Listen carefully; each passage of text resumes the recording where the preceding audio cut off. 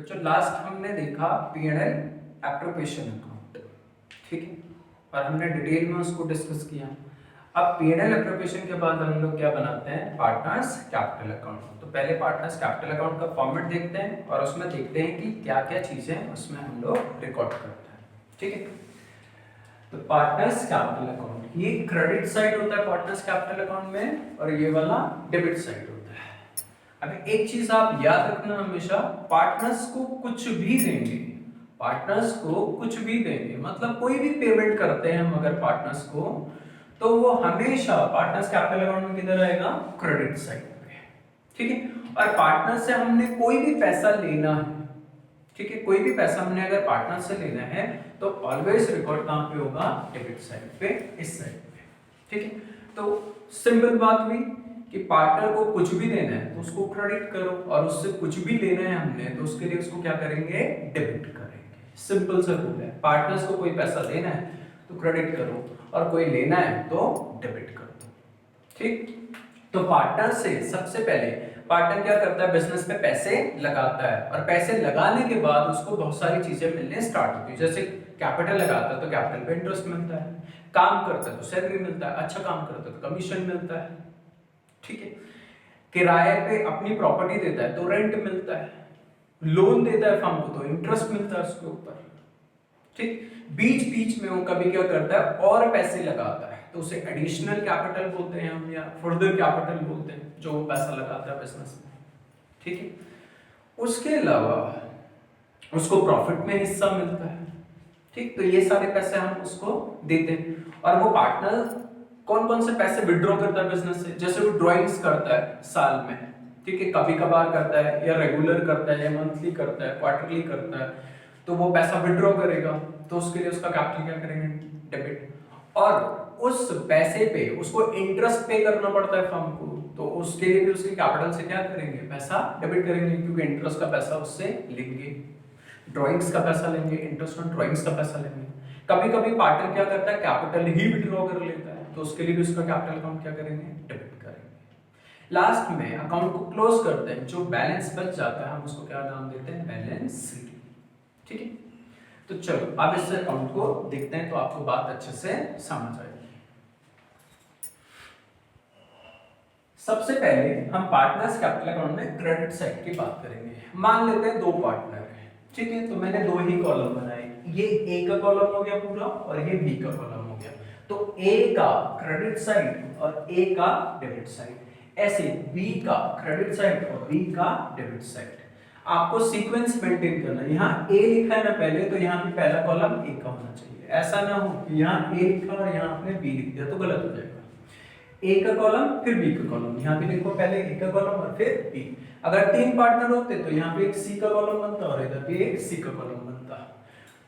चार पार्टनर होते तो फिर डी, ठीक है, इस तरीके से बनाते हैं। तो क्रेडिट साइड में सबसे पहले by balance brought down. Brought down का मतलब क्या होगा, ओपनिंग बैलेंस को बोलते हैं ब्रॉट डाउन। अगर बिजनेस पहले से चला हुआ आ रहा है तो कैपिटल बिजनेस में पहले से लगी हुई होगी, तो उस कैपिटल को हम बाय बैलेंस ब्रॉट डाउन के नाम से लिखते हैं। बट आज ही हमने बिजनेस स्टार्ट किया और आज ही बिजनेस पे पैसे लगाए हैं, तो फिर हम रिकॉर्ड करते हैं बाय कैश के नाम से, ठीक है। कैपिटल इंट्रोड्यूस्ड और फर्दर कैपिटल भी लगाते हैं अगर साल के बीच में, तो एडिशनल कैपिटल इंट्रोड्यूस्ड के नाम से रिकॉर्ड करेंगे। अब जिसने पैसा लगाया उसके कॉलम में अमाउंट लिखेंगे, जैसे ए ने लगाया तो ए के कॉलम में लिखेंगे अमाउंट, और बी ने लगाया होगा तो बी के कॉलम में लिखेंगे, और दोनों ने लगाया तो दोनों के कॉलम में अमाउंट लिखेंगे। इतनी बात क्लियर हुई। तो मैंने क्या बताया, opening balance by balance brought down में कौन सा अमाउंट लिखते हैं, अगर बिजनेस पहले से स्टार्ट हो रखा है तो जो कैपिटल हमारी ऑलरेडी बिजनेस में लगी हुई है उसको बाय बैलेंस ब्रॉट डाउन के नाम से लिखते हैं।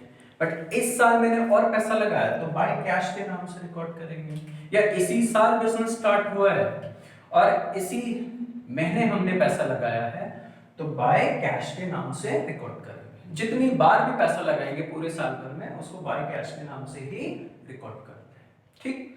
दो बात समझ आई, पहली और दूसरी।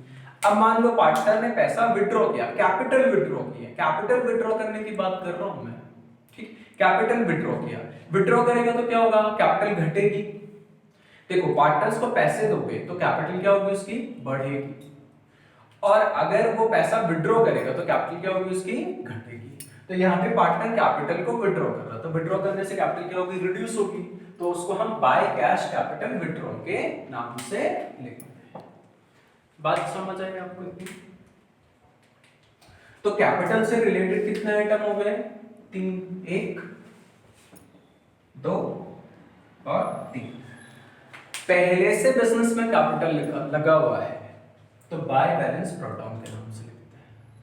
हमने इस साल और पैसा लगाया या इसी साल बिजनेस स्टार्ट किया तो फिर बाय बैलेंस ब्रॉट डाउन में लिखते हैं, बाय कैश लिखते हैं और अमाउंट रिकॉर्ड करेंगे। हमने कैपिटल विड्रॉ किया है तो विड्रॉ करेंगे तो डेबिट साइड पर रिकॉर्ड करते हैं, टू कैश के नाम से कैपिटल विड्रॉ है। अब जिसने भी विड्रॉ किया होगा उसके कॉलम में लिखेंगे, दोनों ने किया तो दोनों के कॉलम में, और सिर्फ ए ने किया तो ए के कॉलम में, बी ने किया तो बी के कॉलम में। ये बात समझ आई आपको? चलो इसके बाद पहले P&L एप्रोप्रिएशन को एक बार रिकैप करते हैं और वहां से इसको रिलेट करके देखेंगे, ठीक। तो P&L एप्रोप्रिएशन में हमने क्या देखा था, मैं यहाँ पे छोटा छोटा बना रहा हूँ शॉर्ट में, P&L एप्रोप्रिएशन अकाउंट, ठीक। तो हमने क्या देखा था, सबसे पहले हम यहाँ पे लिखते हैं bye P&L account, net profit जो हम P&L से ट्रांसफर करते थे P&L एप्लीकेशन में। उसके अलावा यहाँ पे लिखते थे बाय इंटरेस्ट ऑन ड्राइंग, जो पार्टनर ने इंटरेस्ट पे किया ड्राइंग्स के ऊपर, ये फर्म के लिए इनकम होती है। फिर हम क्या करते थे, यहाँ पे पार्टनर्स को पे करते थे इंटरेस्ट ऑन कैपिटल। इसी तरीके से पार्टनर को सैलरी देते थे, कमीशन देते थे, कुछ पैसा हम सेपरेटली जनरल रिजर्व में ट्रांसफर कर देते थे, और जो बच जाता था उस प्रॉफिट को पार्टनर्स में ट्रांसफर कर देते थे, किसमें, प्रॉफिट शेयरिंग रेशियो में, ठीक। और लास्ट में अकाउंट क्या हो जाता था, क्लोज। तो हमने ऐसा पढ़ा था, ठीक है। तो देखो अब जो कुछ तुमने यहाँ पे पार्टनर को बांटा, तो मैंने क्या सिखाया था, जो कुछ हम यहाँ पार्टनर्स को बांटते हैं वही पैसा पार्टनर्स कैपिटल अकाउंट में ट्रांसफर करते हैं, ठीक। तो जैसे यहाँ पे बाय इंटरेस्ट ऑन कैपिटल लिखा हमने, तो इंटरेस्ट किसको पे किया होगा, ए और बी, जो पार्टनर है। हमारे एग्जांपल में भी हमने ए और बी ले रखा है तो ए बी ही मान के चलते हैं। तो इंटरेस्ट ऑन कैपिटल किसको मिला, ए और बी को। तो ये पैसा पार्टनर्स को मिला है या उन्होंने विड्रॉ किया है, ये पैसा पार्टनर्स को मिला है। तो मैंने क्या सिखाया, जो भी पार्टनर्स को पैसा मिलेगा उसके लिए पार्टनर्स का कैपिटल अकाउंट क्या करेंगे, क्रेडिट करेंगे, ठीक। तो इंटरेस्ट ऑन कैपिटल पार्टनर को क्या हो रहा है, मिल रहा है, ठीक है, हम उनको दे रहे हैं। तो देंगे तो पार्टनर्स की कैपिटल क्या होगी, बढ़ेगी। तो क्रेडिट करने से पार्टनर्स की कैपिटल क्या होती है, बढ़ती है, और डेबिट करने से पार्टनर्स की कैपिटल क्या होती है, घटती है। तो आपको ये देखना है कि पार्टनर्स को पैसा मिल रहा है या पार्टनर्स से पैसा विड्रॉ हो रहा है। मिल रहा है तो कैपिटल बढ़ेगी और विड्रॉ हो रहा है तो कैपिटल घटेगी। तो इंटरेस्ट ऑन कैपिटल उनको मिल रहा है तो इसके लिए उसको क्या करेंगे, क्रेडिट। तो यहाँ पे हमने लिखा बाय इंटरेस्ट ऑन कैपिटल। तो इंटरेस्ट ऑन कैपिटल यहाँ पे जो उनको मिला था उसे हमने यहाँ से ट्रांसफर करके उनके कैपिटल अकाउंट में कहाँ लिख दिया, क्रेडिट साइड, ठीक है।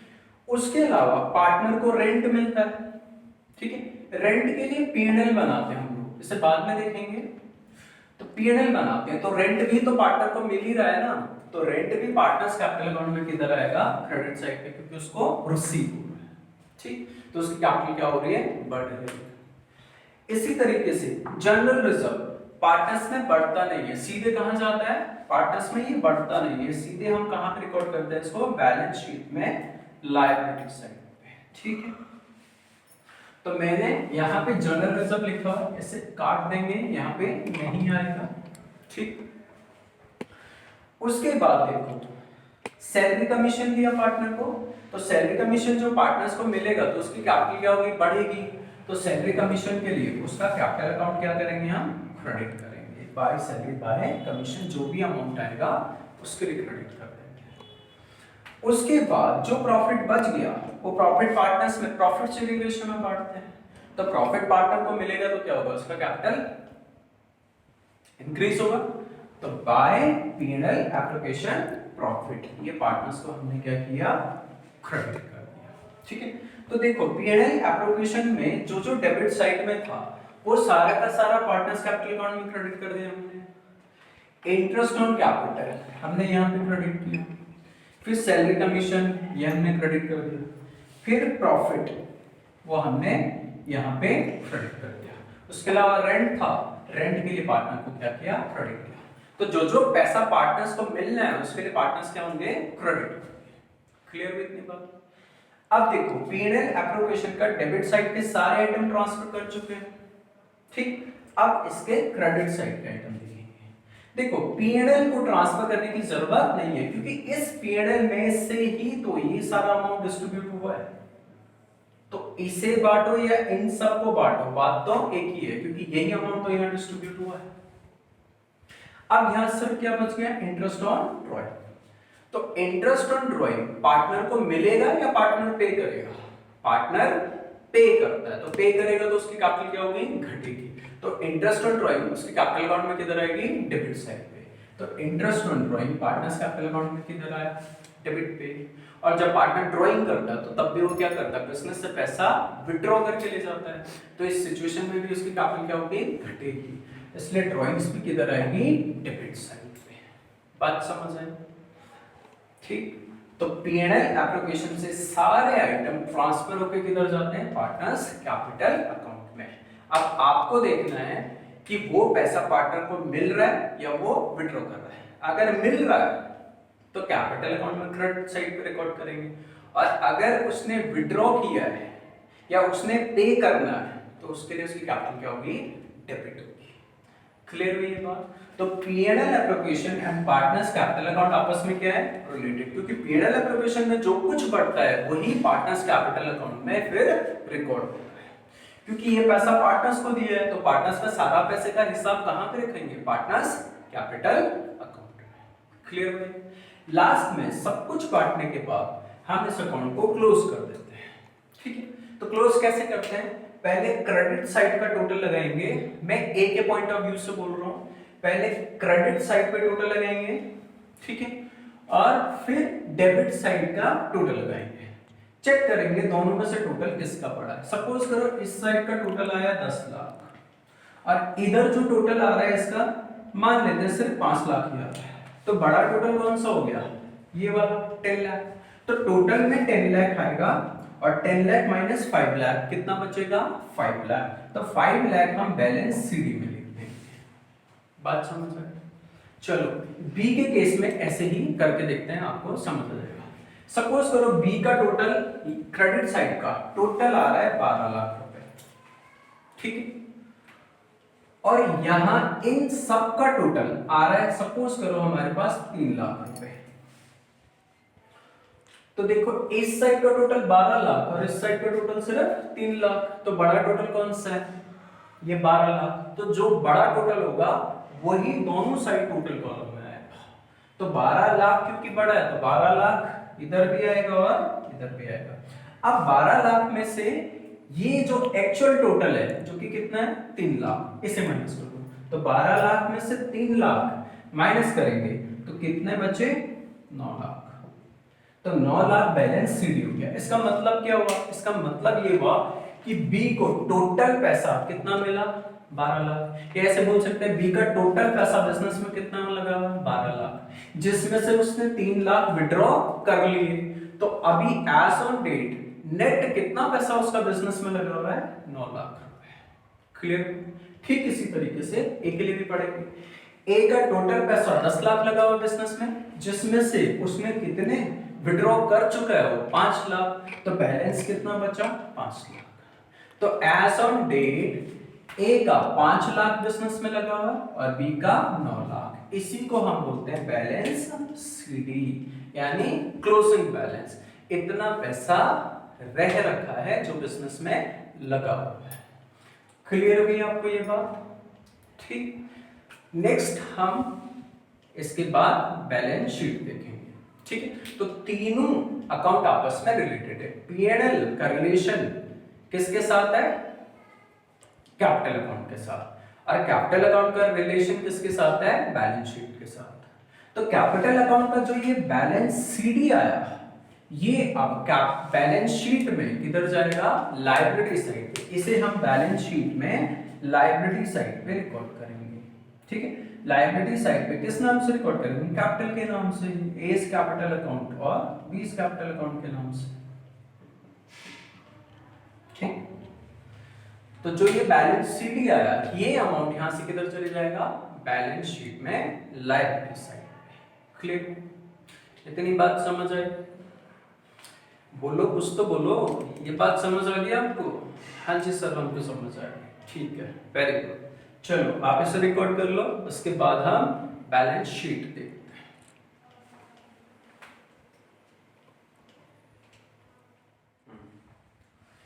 चलिए बच्चों, अब पार्टनर्स कैपिटल अकाउंट तो देख लिया हमने, अब इसका इफेक्ट बैलेंस शीट पे भी देख लेते हैं, तो ये कंप्लीट हो जाएगा। P and L account, P and L appropriation, partners capital account और फिर बैलेंस शीट, तो ये सारे आपस में कोरिलेटेड है, ठीक है। एक के बाद एक इफेक्ट आता है इनमें से, मतलब इंटरलिंक्ड है एक दूसरे से। तो पार्टनर्स कैपिटल अकाउंट हम देख चुके हैं। पार्टनर्स कैपिटल अकाउंट में हमने क्या देखा था कि जो बैलेंस सीडी आएगा वो बैलेंस शीट फिर किधर जाएगा, बैलेंस शीट में लायबिलिटी साइड पे। तो बैलेंस शीट का फॉर्मेट वैसा ही है जैसे हमने क्लास 11th में पढ़ा था, लायबिलिटीज, अमाउंट, एसेट, अमाउंट, ठीक है। इस साइड लायबिलिटीज आती है और इस साइड एसेट्स आते हैं। एसेट्स में fix asset and current asset, वही सारे land, building, plant, machinery, debtor, cash, bank, stock, ठीक है, वही सारे। और लायबिलिटी साइड पे आपका कैपिटल आएगा। पहले सिर्फ एक ही कैपिटल अकाउंट हुआ करता था और उसमें हम नेट प्रॉफिट ऐड करते थे। क्यों एक ही होता था, क्योंकि वहां पे अकेला बंदा मालिक होता था बिजनेस में, तो कैपिटल भी तो एक ही होगी। अब यहाँ पे कितने पार्टनर्स है, दो, तो कैपिटल भी कितनी होगी, दो लोगों की। चार पार्टनर होंगे तो चार लोगों की कैपिटल होगी, तो जितने पार्टनर उतने लोगों की कैपिटल बनेगी। तो यहाँ पे कैपिटल अकाउंट कितने होंगे, ए और बी, दो लोगों के।